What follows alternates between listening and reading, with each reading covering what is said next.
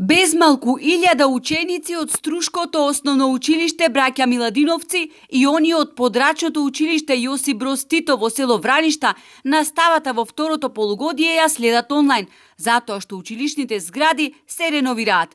Ова најде на револт кај родителите. Настрана од тоа што децата немаат учебници, па како курири ги печатиме и разнесуваме материјалите за да има од каде да учат децата дома, фалеше уште наставата да се одвива онлайн.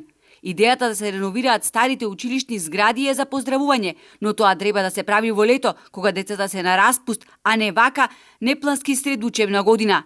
Браќа Миладиновци е најголемо основно училиште во Струга, каде децата од 5 до 9 оделение наставата ја следат од дома.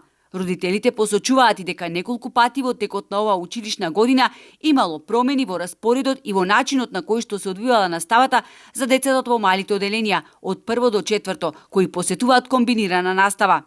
Она што како родител го побара вчера како информација е дали за овие активности е запознаен министерот и дали има согласност од негова страна. Немам се уште одговор. Она што како родители не загрижува и ни создава проблем е тоа што ние треба нашите обврски да ги прилагодуваме кон расположението на училиштето и според нивните секојдневни менувања на распоредите. Училиштата зграда е преполна со градежни материјали. Родителите се скептични дека со ова темпо реновирањето ќе заврши брзо, затоа бараат привремено децата и наставниот кадар часовите да ги одржуваат во други училишта каде што има слободни простории.